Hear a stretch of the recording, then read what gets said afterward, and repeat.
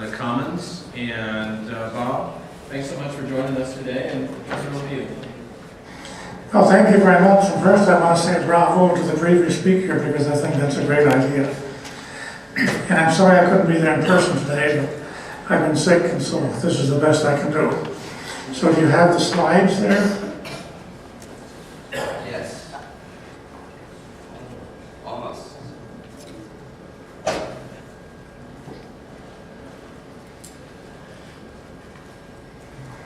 Should have a slide that says Internet2 Commons Services for the K-20 community. Yeah, you're all set, Bob. Go ahead. I'll just run the slides.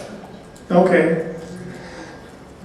Well, Internet2 Commons is a video conferencing service and many other related services, and it's also a test bed for new video conferencing and collaboration tools.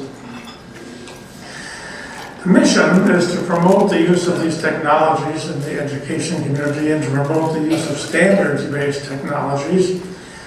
And so we build on useful technologies to create services that are sustainable, scalable, and we hope affordable.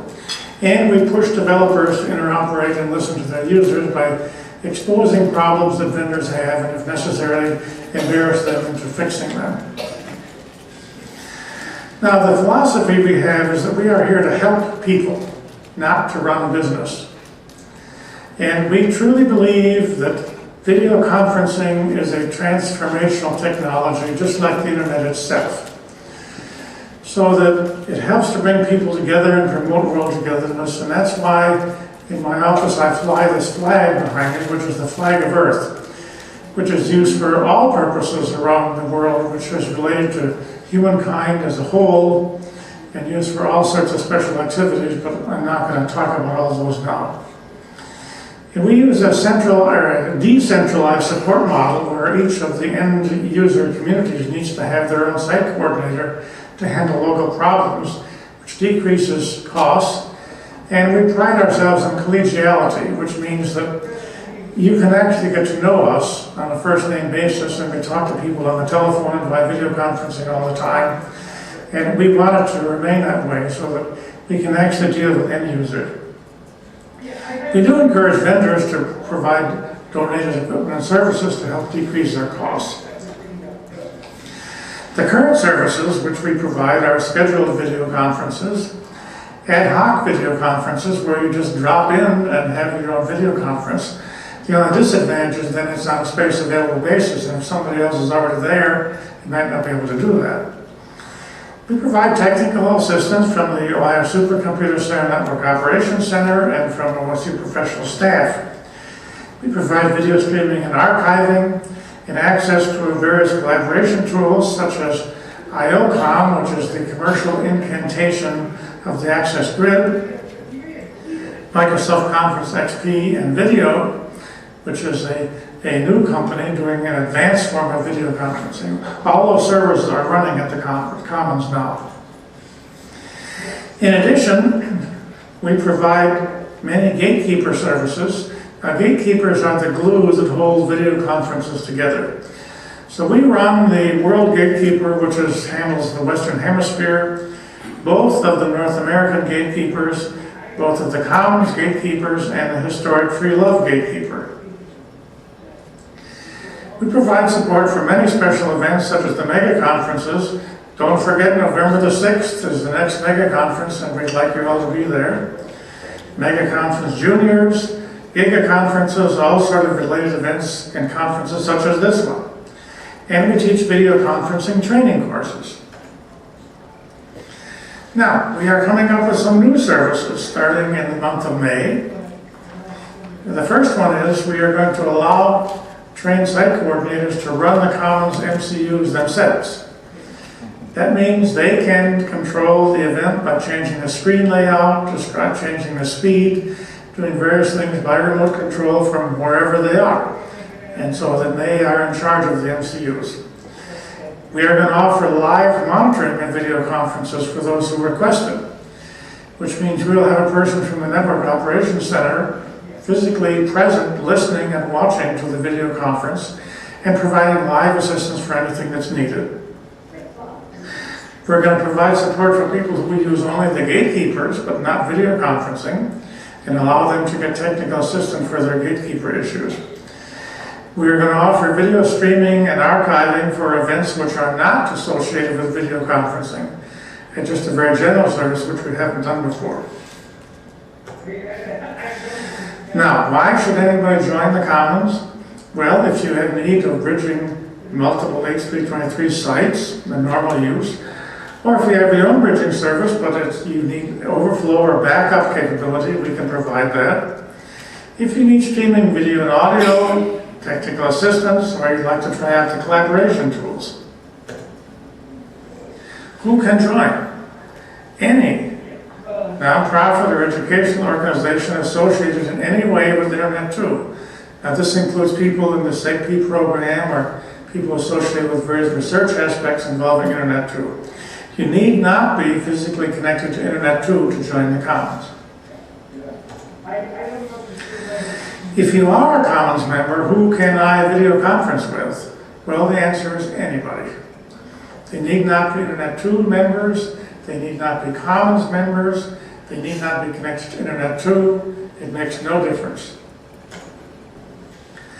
In order to join the Commons, you have to designate and train a site coordinator, and then just fill out the membership application form and pay the fee, and you're on the air. This is a list of the current Commons members, and you'll notice that they're not all in the United States. For example, we have Carnegie Mellon's campus in Qatar, and we have Clara, the Latin American network, who are our members. And you might notice a couple of them have multiple memberships, like Michigan and the University of Puerto Rico have multiple departments on their campus that actually have memberships. It's interesting to look at who actually uses the service and how much. I don't know if you can read all of that, but you notice that Magpie, the Mid-Atlantic Gigapop, is almost as heavy a user as Internet2 themselves. They are by far and away the largest user, and they've made great success out of doing that. And I'd like you to hear from Heather Weiss, who's there, and she can tell you about what Magpie uses the service for.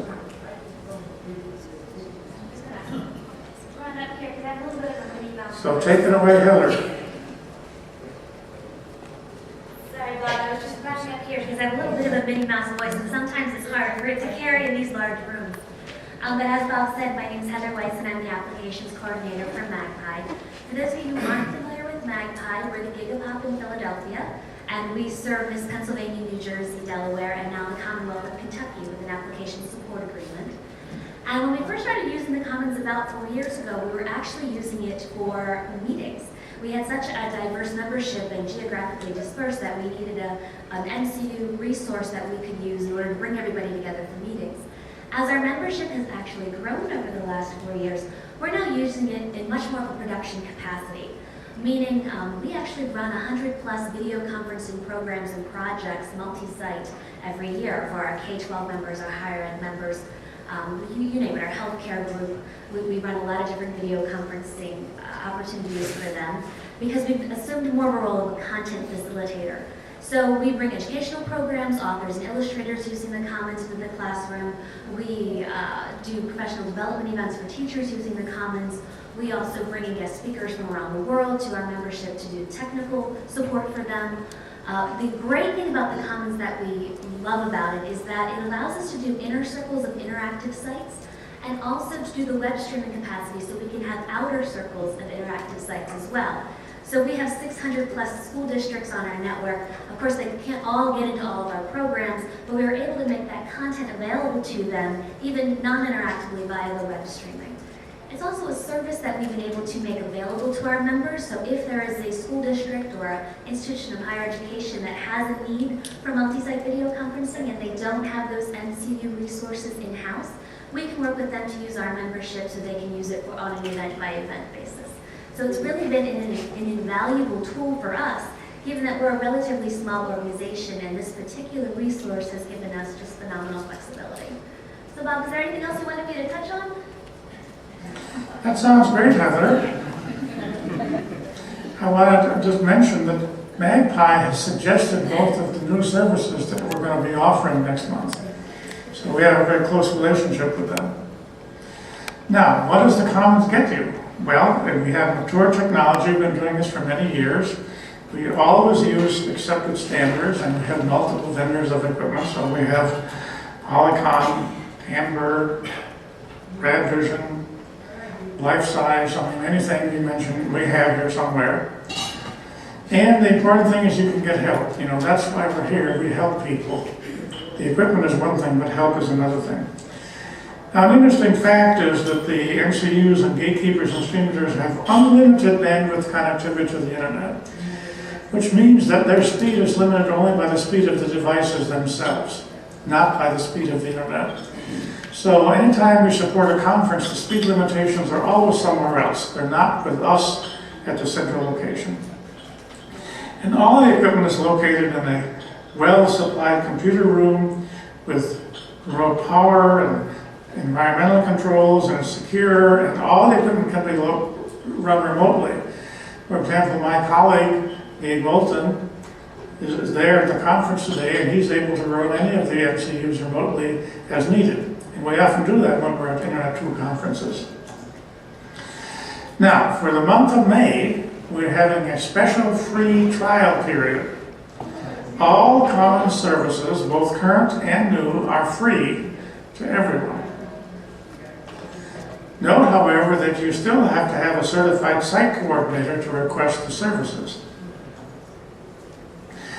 If you don't happen to have a trained site coordinator, regardless of whether you're a Commons member, there is a site coordinator training course going on this Wednesday afternoon.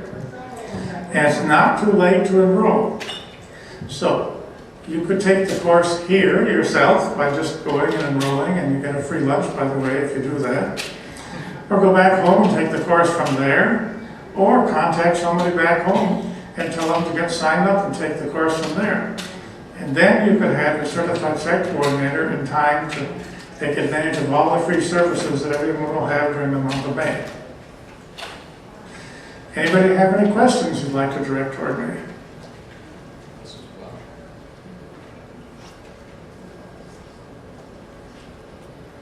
Any questions?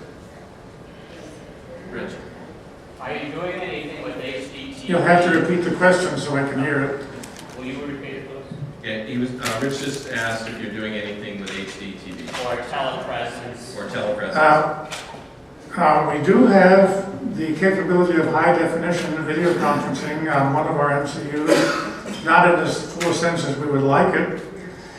We don't offer a telepresence service. That's in the process of being discussed right now, and perhaps someday we will. Any other questions?